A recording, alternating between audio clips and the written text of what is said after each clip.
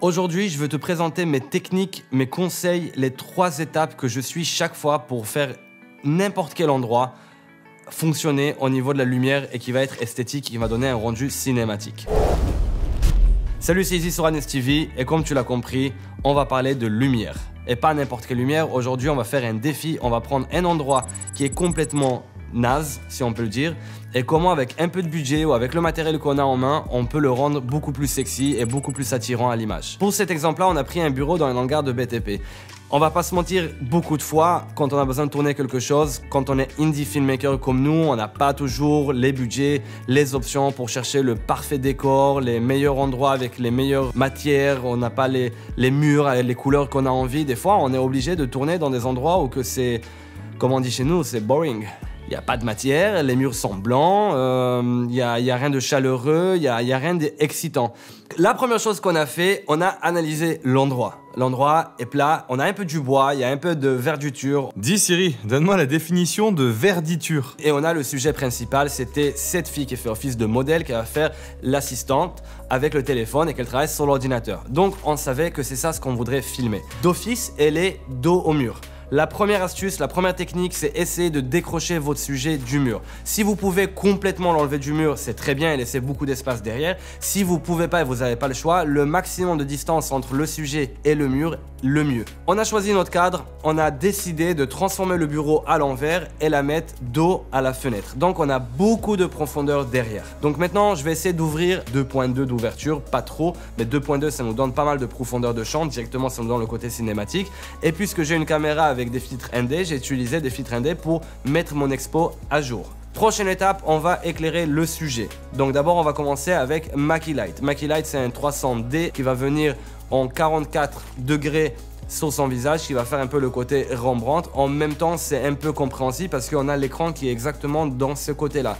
Donc la lumière, elle est cohérente vis-à-vis de l'écran. Le but, c'est de tout le temps garder une cohérence vers où la lumière, la source, elle peut venir, que ça peut matcher avec l'image que vous avez dans le cadre. Maintenant, éteindre les lumières de ce qu'on nous, on peut contrôler. Bien sûr, on a la fenêtre qui rentre, comme vous pouvez voir dans les baies vitrées derrière, mais dans ce cas-là, on a mis un peu de rideau pour essayer de contrôler au maximum. Toutes les lumières artificielles, on a éteint. Maintenant, il me manquait quelque chose, je me suis dit, je vais rajouter un backlight. Je savais que je vais mettre des lumières de particules dans l'arrière-plan et qui vont être dans une autre couleur pour donner aussi un contraste dans le couleur. Donc on a une lumière blanche et neutre et dans l'arrière-plan, j'ai des lumières qui vont faire un peu du jaune. Je les ai toujours pas mis, mais je savais que je vais le mettre.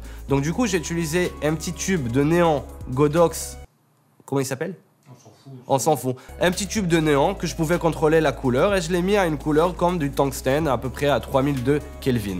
Et que ça va donner toutes ces décroches là comme vous pouvez le voir dans cette image. Une fois qu'on a la keylight et la backlight, j'ai trouvé que je pouvais encore rajouter un peu plus du contraste, un ratio qui va nous donner un 2 sur 1, quelque chose que le côté noir va être un peu plus prononcé. Donc j'ai choisi de mettre du negative fill pour éviter que la lumière rebondisse un peu sur les murs et qu'ils viennent remplir. On a mis un côté noir pour complètement bloquer cette lumière et donner un noir plus profond. Jusqu'à maintenant, on a la keylight, la backlight et un negative fill et voilà comment on expose déjà notre sujet. Je profite de ce moment de faire juste un petit break pour dire un grand merci. On vient de dépasser les 1000 abonnés et à tous les nouveaux membres de cette chaîne, encore une fois, bienvenue. J'espère que tout le contenu qu'on fait ici, il vous plaît. Et en tout cas, ça nous aide énormément le soutien que vous nous donnez, de voir ce nombre d'abonnés qui grandit et cette communauté qui est en train de grandir avec nous. Donc vraiment un grand merci et soyez les bienvenus à la chaîne. Pour l'arrière-plan, on a commencé à customiser avec des petites lampes de particules qu'on avait. N'hésitez pas à utiliser des lampes, des choses que vous avez dans la chambre, dans la pièce pour donner encore des petits spots d'éclairage. Et rappelez-vous, plus vous rajoutez des endroits d'éclairage et que vous jouez avec ombre, lumière, c'est ça ce qui va nous définir notre profondeur dans l'image et c'est cette rendu cinématique en fait qu'on cherche. Donc on a installé quelques lumières de particules dans l'arrière-plan avec des choses qui étaient accessibles déjà dans le bureau et pour le reste, on a utilisé des apertures B7 qu'on adore d'ailleurs, on l'utilise presque tout le temps, de partout. Donc on éclaire, on met, on teste, on a essayé un peu à droite, un peu à gauche, jusqu'à qu'on est arrivé à ce setup là. Et au final, pour la dernière touche, la chose qu'on adore, c'est le haze. On va utiliser le haze, que c'est comme de la brume, et tout ça, ça va nous aider à donner de la profondeur. Hop, je vous montre, vous faites juste ça, et directement vous avez dans l'air quelque chose qui s'appelle de la brume. Et voilà. Après, bien sûr, un petit étalonnage, 2-3 petits tweaks à droite à gauche et le tour est joué. Et voilà comment on a pris un endroit qui est assez ennuyant, pas sexy. On l'a transformé à quelque chose de beaucoup plus punchy, agréable à l'image, profondeur. Donc si on fait un récap total, quand vous arrivez à un endroit, ça marche pour moi, peut-être pour vous ça marche pas, mais ça c'est ma technique. D'abord j'analyse l'endroit, je choisis mon cadre. Une fois que j'ai choisi mon cadre, je commence l'éclairage sur lui et après je passe à l'éclairage dans l'arrière-plan. Et si vous arrivez à suivre cette technique dans chaque endroit que vous avez, vous allez voir beaucoup plus de réussite. J'espère que ça vous a plu. On s'est dit à très vite sur Anes TV. Attends, je sais, c'est une manche, elle est là, l'autre elle est pas là. C'est pour ça. Tout est là.